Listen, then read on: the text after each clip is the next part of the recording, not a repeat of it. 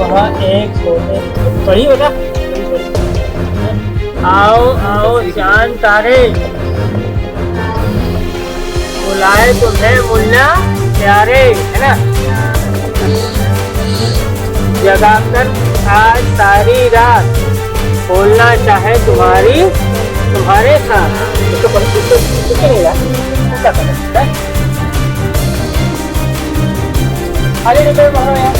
नमस्कार दोस्तों, आप देख रहे हैं रीवा टाइम्स। मैं हूं आपके साथ मिथिलेश त्रिपाठी। आज एक बार आप सबको फिर मध्य प्रदेश के नवीन जिला मऊगंज की ओर लेकर आए हैं, जहां पर केंद्र और सरकार और राज्य सरकार का एक स्लोगन रहता है कि पढ़ेगा इंडिया तो बढ़ेगा इंडिया। लेकिन सबसे बड़ी विडंबना यह है कि इस नवीन जिले में एक ऐसी विद्यालय है जो इस व्यवस्था पर कैसे पढ़ेगा और कैसे बढ़ेगा। यह विद्यालय जो है वार्ड क्रमांक 14 नगर परिषद का वार्ड क्रमांक 14 घुरेटा ध्वजाराम है। इस जमीन का मतलब इस विद्यालय का इतिहास बताता है कि सन 1971 में इस विद्यालय को बनाने के लिए शंभू प्रसाद मिश्रा द्वारा बाकायदा 5 डिसमिल जमीन सरकार को दान पत्र में दिया गया था कि इस जमीन को अधिग्रहित कर लिया जाए और यहाँ पर हमारे जो इस वार्ड के और इस क्षेत्र के जो बच्चे हैं उनको पढ़ने के लिए एक विद्यालय भवन बनवाया जाए। लेकिन दुर्भाग्य कहे मऊगंज का कि 1971 से और ये 2024 लगा है, आज तक यह विद्यालय एक भवन के लिए मोहताज है। और शर्मनाक स्थिति यह है कि इस पेड़ के नीचे आप दिखाएंगे कि ये बच्चे जो है यहाँ पर पढ़ने के लिए बैठे हैं। और सबसे बड़ी विडंबना यह है कि जब आप देखेंगे कि यहाँ लगभग 4 से 5 बच्चे हैं, जबकि इस विद्यालय में बच्चों की संख्या 30 से 50 के बीच में ऐसा कुछ। अभी जो यहाँ पर अध्यापक है उनसे पूछेंगे, लेकिन आज भारी बारिश हुई जिसके कारण बच्चे यहाँ पर स्कूल तो आए लेकिन यहाँ से उनको बारिश के कारण जाना पड़ा। और अभी लगभग 10 दिन पूर्व शंभू प्रसाद मिश्रा के जो बालक थे उन्होंने जिला कलेक्टर महोदय के पास इस बात का आवेदन दिया कि हमारे पिताजी जो स्वर्गवासी हो गए हैं उनके द्वारा जमीन 5 डिसमिल दी गई है, तो इस विद्यालय उस जमीन को अधिग्रहित करके यहाँ पर भवन बनाया जाए। तो मैं कलेक्टर महोदय से भी आग्रह करूंगा कि साहब आपने तो बहुत सारे नवाचार किए लेकिन धरातल पर एक भी नवाचार दिखा नहीं। कम से कम एक ऐसा आवेदन को स्वीकार करें जो बच्चों के भविष्य के उज्जवल बनाने के काम आए, कम से कम बच्चों के काम आए और अध्यापक के काम में आए। यहाँ पर जो अध्यापक टीचर्स हैं उनसे जो क्या आए सर, थोड़ा मैं आपसे बात करना चाहूँगा। ऑन कैमरा है सर, क्या शुभ नाम हुआ आपका? जयपाल ठाड़े।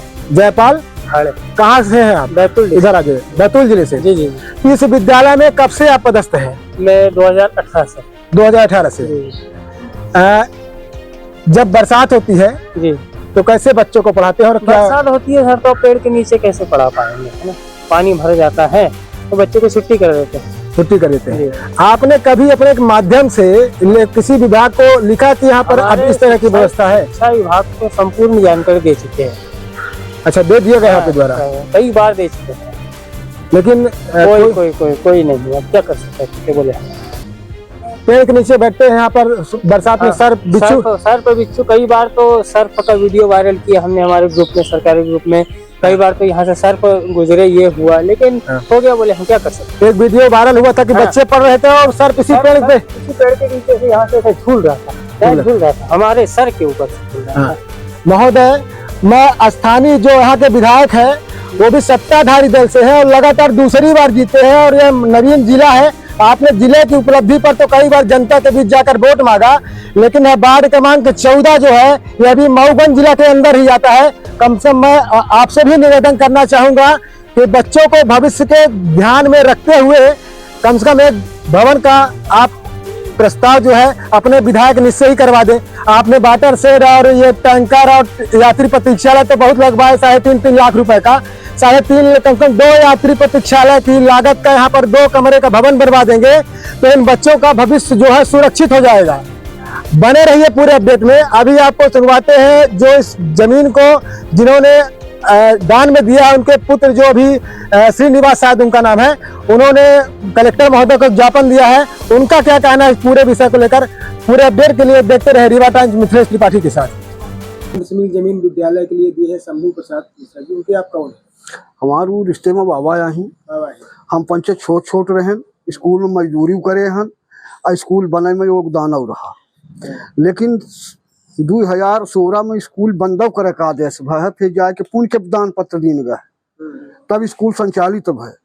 सालनी वर्मा तहसीलदार रही, उनके यहाँ एका सास कहीं की जब तक सरकारी जमीन न हुई तब तक पट्टा न हुई, वह स्कूल न बनी।